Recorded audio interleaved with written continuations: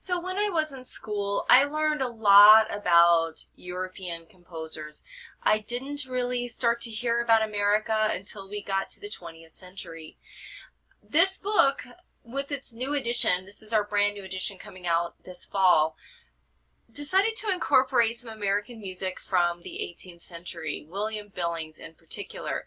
I find this to be quite interesting because it really sets forth the puritanical lifestyle that many of our ancestors chose to utilize. Of course, one of the main reasons people came to America was because of religious persecution. So here they are able to express their religious ideas more freely. And so a lot of our early music that has survived from the time of the Revolutionary War is this hymn tune type of music. William Billings lived in Boston before the Revolutionary War. He actually lived through the Revolutionary War. And again, I'm not going to spend a great deal of time on this, but it's kind of nice to know what's going on. I really don't know what's going on in the secular world at this time because America is a pretty disorganized place at the time. We're just trying to survive.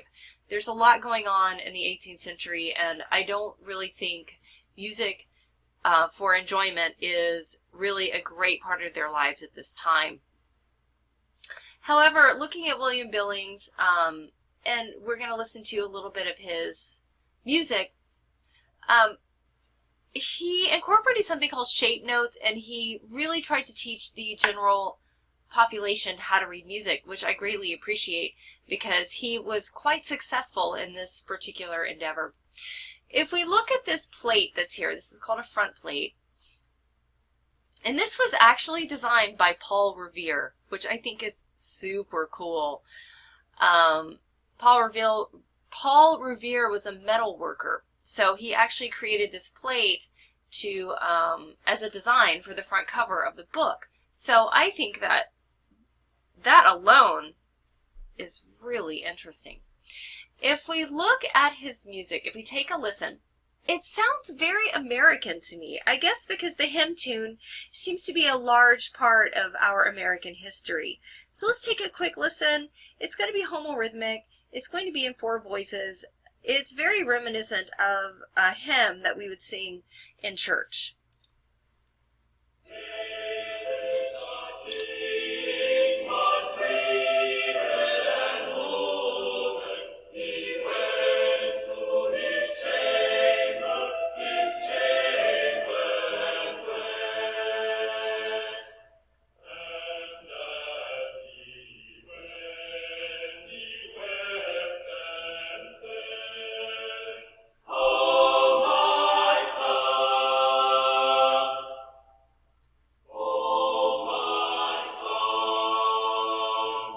So to me, this is very characteristic of early American music. It's very hymn-like. It does seem to have more of an open quality. You can hear those cadences. They don't sound quite as robust as they do in the European way, but still very much part of our major-minor system. Hymn tune setting, all in English. And William Billings, like I said, was known not only for his hymn tune settings, but also for his ability to create an education dynamic. I really wanted to show you this PowerPoint of his shape notes. I'll get back to that here. Right there. So this is our musical line. This E is the first line note on the bottom of the treble clef staff. But what we have over here are something called shape notes, and apparently this is how my mother learned to read music. I don't really understand it, I'll be honest. It would seem to me it would be easier just to teach people how to read in the regular fashion, but a lot of people learn to read by this shape note, but I can't really expound on it because I myself have never learned this particular way of learning how to read music.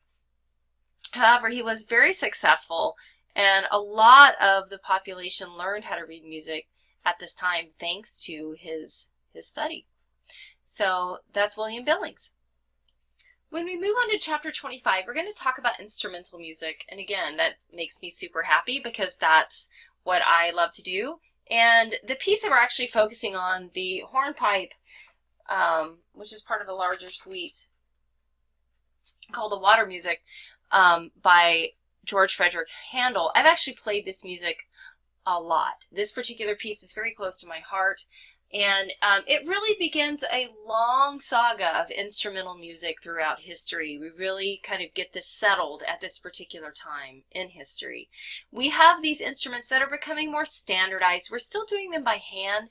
We haven't gotten to the Industrial Revolution yet, but the handwork and the detail that was ascribed to these instruments is really very, very good. And the string instruments, a lot of them, well, not a lot of them, some of them still survive today. And of course, they're worth millions of dollars. And I'm talking about specifically the Stradivarius. That's the one that most people are familiar with. And some people are still playing these instruments today that were made, 300 years ago. So they are of very fine quality. Wooden instruments, and well, they were actually a little more like modern instruments than the trumpets, than the horns were at this time. They were still early instruments that didn't actually have any valves, but they did add a number of different types of tone color, so they were used quite often in the instrumental realm. And we begin to see the use of some percussion instruments, and we will hear that in the hornpipe. The Water Music is considered to be a Baroque suite. It's a group of dance pieces similar to the Renaissance music by Susato that we listened to.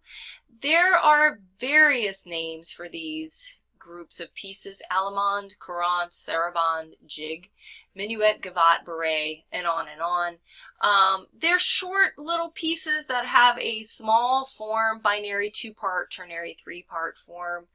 They were usually done with ensembles, with some solo instruments, but usually it was an ensemble or a small orchestra. I really like this particular piece of music. I played it quite often before we began an opera. When I was in Italy doing operatic tours, we would start out with a short instrumental concert, and quite often we would do this particular Water Music suite because it's really a crowd pleaser. It's very pleasant to listen to. It's in 3 sections. We have an A section, which is here, and then the B section, and return to the A section. And you can hear it's quite ornate, it's elaborate, it's lively. And this was originally performed on a barge in the middle of the Thames River in England for the King, King George, and that's why it's actually called the Water Music.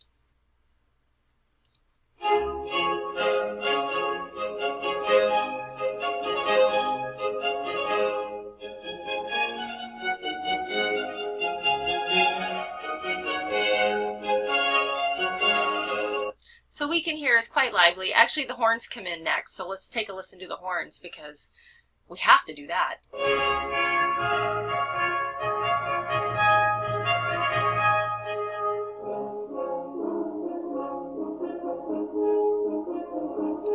And so if we move on to the B section, this is more lyrical, a little bit different.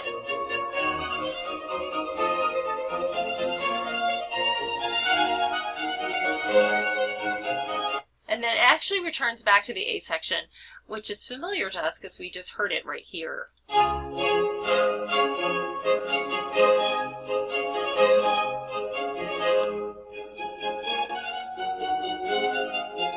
Okay, so this is actually not the only piece. This is just the hornpipe. There's several other movements that is in this dance suite. Just be familiar with what a dance suite is. It is all instrumental music. It's often for a party or for dancing. And this particular one is by George Friedrich Handel. They were also very popular in France. There is a famous composer named Murray who wrote a rondo that is used quite often in weddings today. So it wasn't just that it was an English tradition, it was really done all over, quite often in palaces. Chapter 26, Antonio Vivaldi, very important composer of instrumental music. We're going to learn about something called the concerto. This term is very important. Concerto usually involves some sort of solo instrument. It could be a group of solo instruments or just one. We'll find that we move into this being mostly a one-person deal with the concerto. But during the Baroque time, it could be a group of people or a solo person that's actually performing the concerto. He has a couple of nicknames. One is the Red Priest because he actually had very red hair, although here of course he's wearing a wig, which was fashionable at the time. And he's also known as the father of the concerto because he actually wrote over 500 of these. He worked as a maestro in a girls' academy, mostly for orphaned girls, but he worked there and so subsequently wrote a great deal of concerti to help these girls hone their musical craft. The piece that we are going to be focusing on, this is what your inquisitive is on, is the Four Seasons. Instrumental music becomes very important. In this case, we're going to talk about something called program music. Program music means that there is a program that is attached to this piece of music. It is meant to follow along with some sort of word, some sort of story. And in this case, it happens to be the Four Seasons. We have a poem here. The one that we're going to be featuring is actually Spring. Let me see if I can find that poem here. Joyful spring has arrived. The birds greet it with their cheerful songs, and the brooks and the gentle breezes flow with a sweet murmur. The sky is covered with a black mantle. We're going to have a storm, and then we're going to return back to the sounds of the birds. So let's take a little bit of a listen here. You're going to be taking your quiz on this, so you'll want to really explore this carefully. But let's take a listen. We come back to this idea of ritornello. This happens a number of times. We have 5 times. We have a returning theme, a returning musical idea. So let's listen to that first.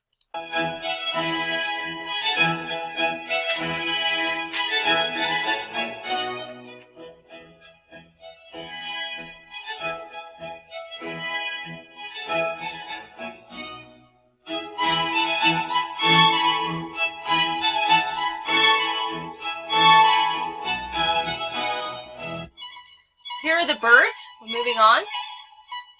You have to have a little imagination here.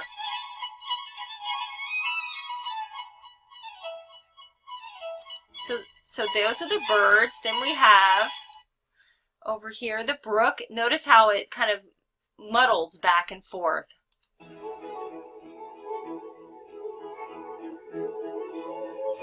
This is supposed to represent a brook.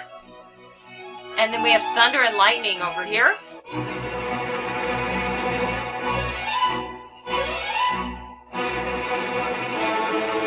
And finally, back to the birds.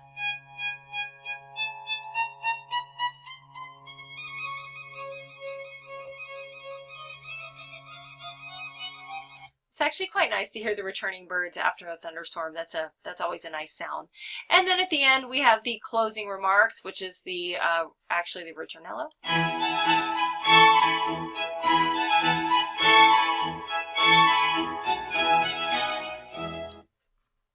So go review this piece. Make sure you understand what ritornello is. Make sure that you understand what the idea of the program is. It's kind of like word painting, only a little bit more developed, but it's that same general idea. Finally, in my last minute or so, I'm going to be talking about J.S. Bach and his fugue.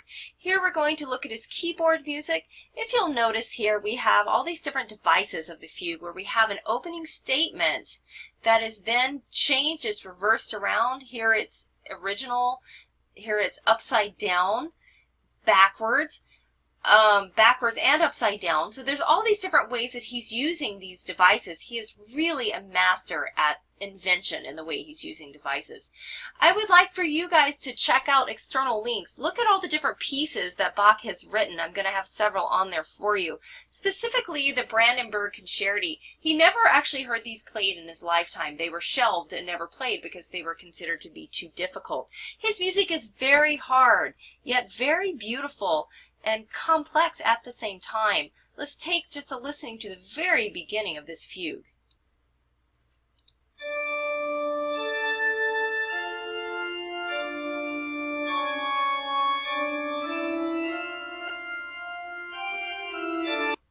So that was the very opening statement of the fugue. Take a closer look at this and we will call it a day. Thanks.